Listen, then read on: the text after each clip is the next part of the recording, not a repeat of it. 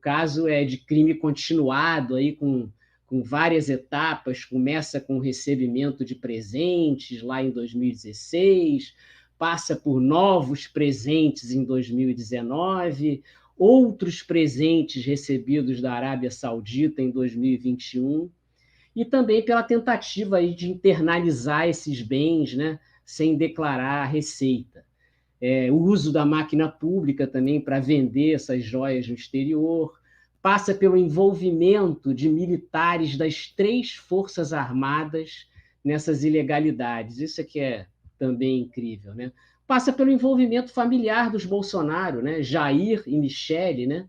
Que estão sendo aí, vamos dizer, daqui a pouco estão sendo investigados para ver se eles receberam esse dinheiro, o que eles fizeram com isso. Envolvimento familiar do ajudante de ordens, né? Da presidência, o tenente-coronel Mauro Cid, que colocou seu pai, um general, para transacionar e receber em sua conta pessoal os valores recebidos com as vendas das joias nos Estados Unidos, né? Esse crime, aliás, esse crime tem nome, né? É o crime de peculato, né? Artigo 312 do Código Penal, o crime de peculato, que é essa tentativa. Assim, ele ainda usou advogado e ex-ministro na tentativa de recompra de parte das joias que o Tribunal de Contas da União exigiu, a integração delas ao acervo da presidência.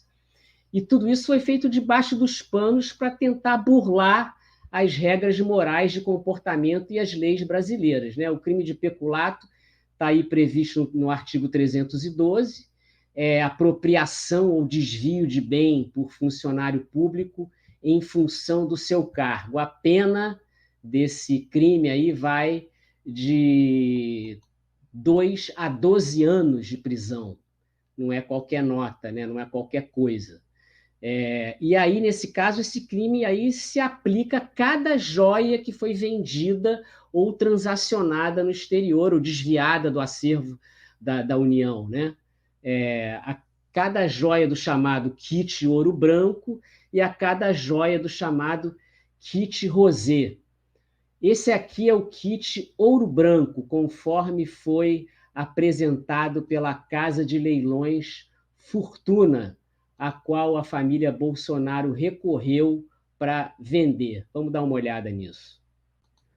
O kit inclui um relógio, uma caneta, um anel, um rosário islâmico e um par de abotoaduras da marca de luxo Chopard, valor estimado $120 mil. Acabou não sendo leiloado por falta de interessados. Por que não houve interessados em comprar as joias?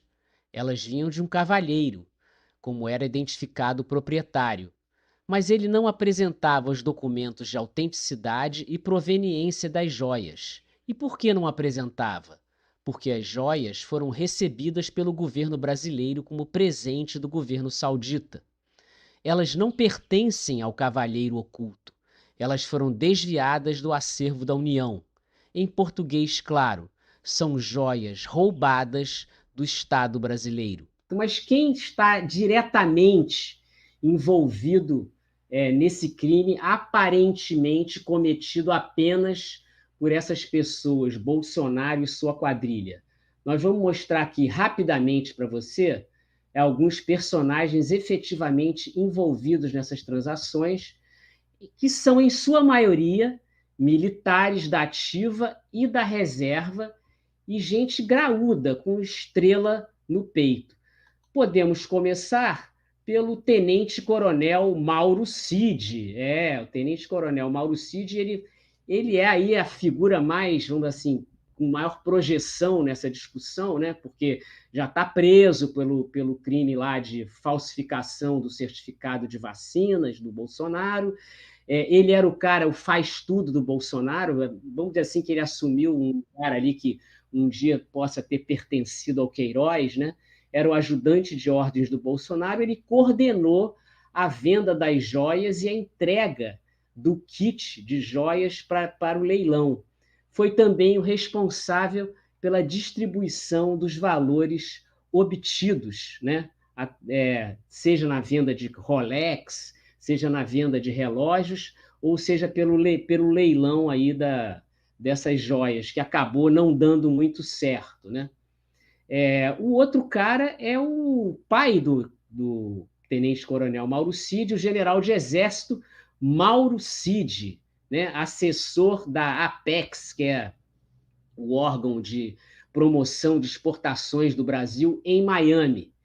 A casa desse senhor, o general, serviu de base para a operação de venda e leilão nos Estados Unidos, das vendas aí. Ele também disponibilizou a sua conta pessoal para recebimento dos valores.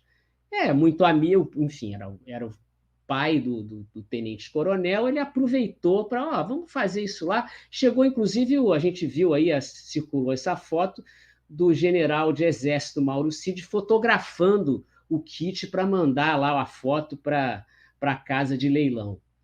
Outra pessoa envolvida nesse negócio é o não menos ilibado almirante Bento Albuquerque, que na época era ex-ministro das Minas, era ministro das Minas e Energia do governo Bolsonaro. Foi ele que recebeu as joias sauditas lá, quando ele visitou a Arábia Saudita, o Bolsonaro, ele recebeu as joias e reteve as joias para que não fossem declaradas à Receita Federal e entregou as joias à família Bolsonaro, ou seja, mais uma força armada envolvida nesse crime, né? Vamos à frente, porque tem mais gente aqui envolvida nessa história, como também esse assistente aqui do Bento Albuquerque, que é o contra-almirante José Roberto Bueno Júnior, né? Ele era assessor do Bento Albuquerque e tentou liberar as joias que foram retidas no aeroporto de Guarulhos, naquele momento em que um agente da Receita Federal disse: olha, isso aqui, irmão, eu não posso deixar passar, não, porque isso aqui tem que ser declarado e tal. E eles tentaram, mais de uma vez, ir lá e retirar isso, e isso foi impedido por esse servidor público da Receita Federal. Outra pessoa também envolvida com isso é outro militar, o coronel Marcelo Câmara. Marcelo Costa Câmara, assessor especial de Bolsonaro, ou seja, estava diretamente embaixo de Bolsonaro. Ele apoiou o Mauro Cid na operação de recuperação das joias que haviam sido vendidas no exterior e que vieram a ser cobradas pelo Tribunal de Contas da União. Esse Marcelo Costa Câmara era a pessoa que seria responsável pelo departamento ali de acervo da presidência.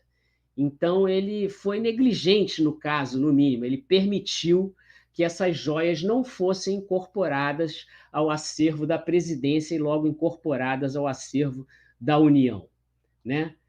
Outra pessoa envolvida também é o segundo tenente Osmar Crivellati, ele é assessor direto do Mauro Cid. Ele estava no avião que levou, no fim de dezembro, as joias, um dos kits de joias para serem leiloados no exterior. A Bolsonaro teria usado um avião da Presidência da República. Esse é um dos crimes, ou seja, usar, vamos dizer, recursos públicos para externar um bem que era público, né, do qual ele se apropriou. E ele foi também designado, porque eu estava morando também nos Estados Unidos, por Mauro Cid para receber de volta as joias que foram recompradas, inclusive recompradas por esse senhor aqui, Frederic Wassef, um personagem do período bolsonarista que novamente, né, aparece aí como protagonista de um escândalo. Ele já tinha sido protagonista no escândalo do Queiroz, por ter dado asilo, vamos dizer assim, guarda a Queiroz em sua casa, né, quando Queiroz fugiu da justiça, e ele disse que não sabia de nada, ele só pediu para ir lá em casa, eu deixei ele entrar. E aí, então, esse senhor Frederic Wassef, agora, a pedido de Bolsonaro, provavelmente, foi aos Estados Unidos recomprar um dos relógios Rolex que tinha sido vendido lá vendido por uma loja chamada Precision Watches. Ou seja, ele chegou lá. Não, ontem ele deu uma entrevista, né? Terça-feira, dia 15, ele deu uma entrevista. A imprensa ficou muito chateada porque não estava ao vivo, mas disse que foi da cabeça dele, que ele decidiu ir lá recomprar com o dinheiro dele esse Rolex, ainda teve um prejuízo de $47 mil que ele teria pago do próprio bolso. Como esse cara tem uma visão assim ampla, né, do que é ser um patriota. Ele é um patriota de primeira hora, esse Frederic Wassef. E aí, mais um personagem desse que tenta se esconder aí dessa história é o senhor Fábio Weingarten, que era ministro da SECOM, da Secretaria de Comunicação, no período Bolsonaro. Como advogado do Bolsonaro, o senhor Fábio Weingarten ele orientou o Bolsonaro a recomprar as joias sauditas para evitar a punição do Tribunal de Contas da União. Olha, vai lá, mandou até tweet, mandou mensagem, olha, vai lá e recompra isso, se adianta, inclusive esse é um termo usado por ele, se adianta para que não vá dar besteira isso daí. Né? Cuidado, acho que é hora de você se proteger. Eu apresentei aqui os caras um a um, mas eu acho que vale a pena a gente dar uma olhada de como funcionava esse esqueminha, a quadrilha de joias de Bolsonaro, né? Que é uma coisa maravilhosa. Você tem aí na quadrilha de joias, você tem o cabeça da quadrilha, né? E aí você tem o operador do esquema, que é o tenente-coronel Mauro Cid.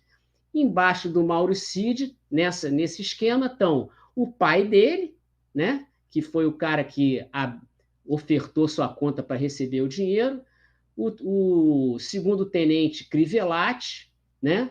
Você tem o receptador das joias, que foi o almirante Bento Albuquerque, né? Embaixo dele estava ali o contra-almirante Bueno, né? E embaixo do Bolsonaro, o que deveria ser o guardador, vamos dizer assim, o cara que guardava as joias, mas guardava o acervo da presidência, que tomava conta das coisas. Dizem que esse rapaz, isso aí não está muito confirmado ainda, mas que ele tem, vamos dizer assim, ele criou uma espécie de SNI paralelo ali dentro, mas isso ainda vai ser investigado. Você tem o comprador ou recomprador das joias, que é o Frederic Wassef, confesso, né? Esse foi a público para dizer isso. E você tem o cúmplice aí dessa história toda, o advogado da quadrilha, o senhor Fábio Weingarten.